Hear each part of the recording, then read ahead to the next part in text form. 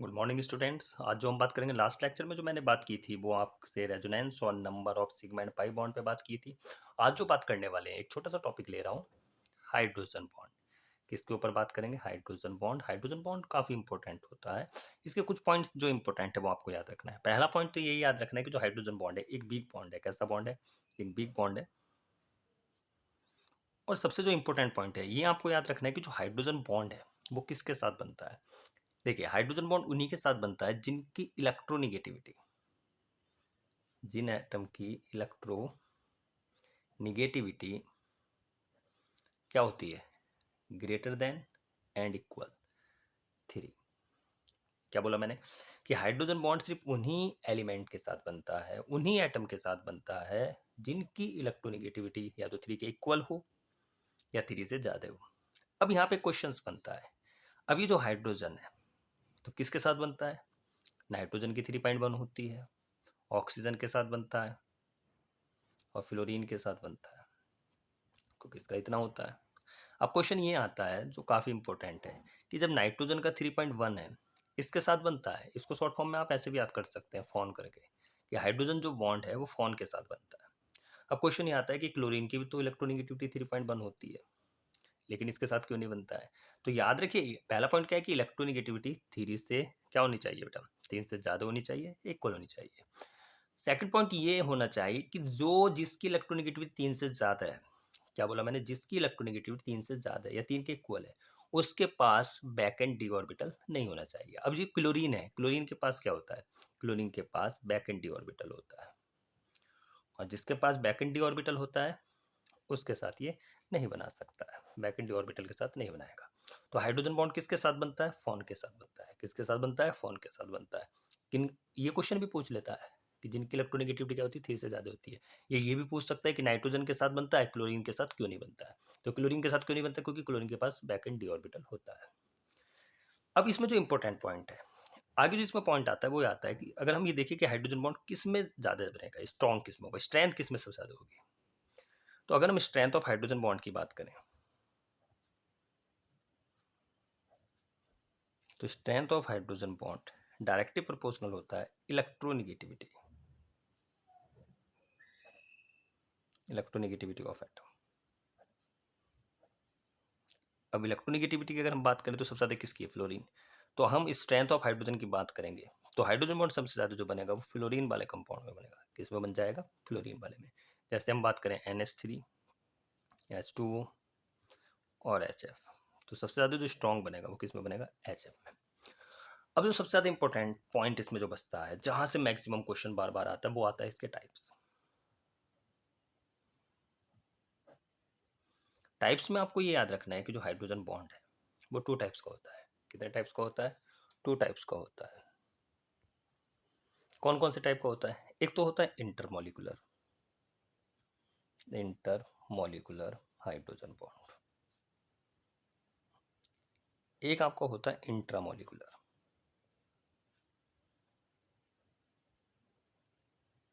Intramolecular hydrogen bond. अब question कैसे आता है? देखिए, आपने बेंजीन रिंग को तो देखा है, यहीं से क्वेश्चन बनते हैं। 2 पॉइंट होते हैं इसके जो सबसे ज़्यादा इंपॉर्टेंट है, जहाँ से क्वेश्चन बनता है, वही मैं आपको बताने वाला हूँ। मान लीजिए यहाँ पे कोई फंक्शनल ग्रुप रखा है एक्स, तो ये पोजीशन उसकी क्या है? ऑर्थो।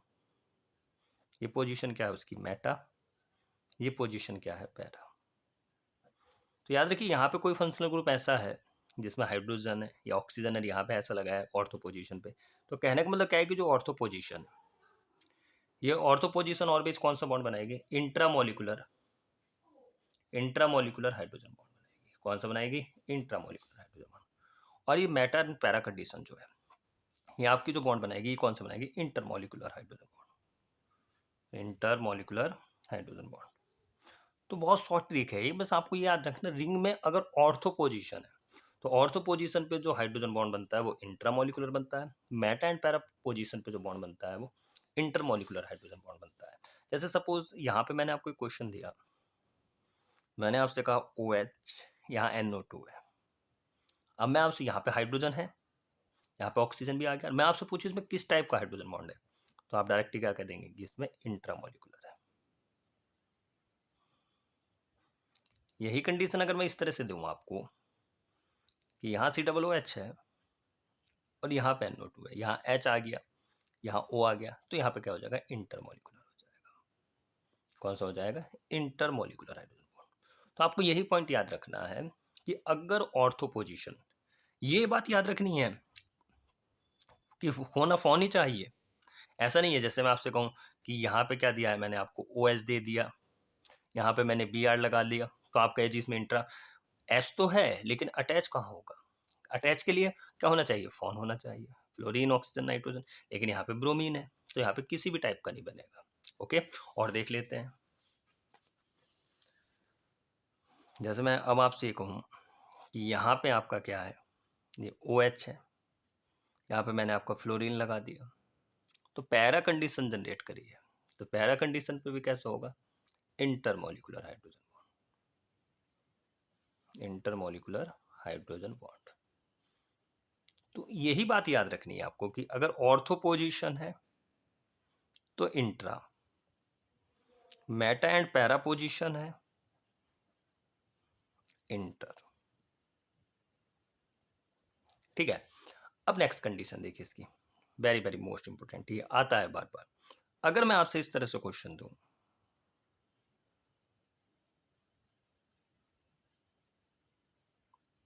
कि इसमें किस टाइप का हाइड्रोजन बॉन्ड पाया जाएगा, तो सोचेगा बच्चा, फिर इसको रोटेट करेगा, इलेक्ट्रोनिगेटिविटी यहाँ माइनस, यहाँ पॉजिटिव, ये दो H है, इन H को इस तरह से लिखेगा, H पॉजिटिव, यहाँ निगेटिव, फिर इसको OH बनाएगा, तो कंडीशन ये जनरेट होगी, क्या होगा बेटा, ये निगेटिव पॉजिटिव अटैक करेगा और ये माइनस ये प्लस क्या कर लेंगे, यहाँ पे एक नया बॉन्ड बना लेंगे, तो यहाँ पे क्या हो जाएगा, COH double bond CH, C double bond O CH3, तो रिंग बन जाएगी यहाँ पे।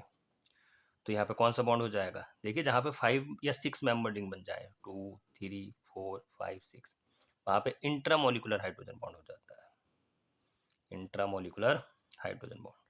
लेकिन आपको कैसे याद रखना है, देखिए जब भी आपको 1,3 कीटोन कंडीशन हो जाए, 1,3 डाई कीटोन कंडीशन जहाँ पे भी आ जाए, 1,3 डाई कीटोन कंडीशन जहाँ पे भी आ जाएगी, 1,3 डाई कीटोन का मतलब क्या है कि जब भी आपको ये कंडीशन मिल जाए, COCH2CO, जब भी किसी कंपाउंड में ये कंडीशन आपको मिल गई, तो याद रखना ऑलवेज वहां पे इंट्रामोलिकुलर हाइड्रोजन बॉन्ड होगा,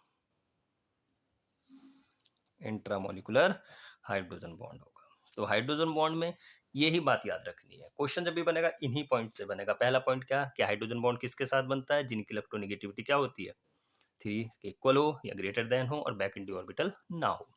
स्ट्रेंथ ऑफ हाइड्रोजन की बात करें तो स्ट्रेंथ कहाँ ज्यादा होगी, जहां इलेक्ट्रोनेगेटिविटी ऑफ एटम, एटम की जहां इलेक्ट्रोनेगेटिविटी ज्यादा होगी।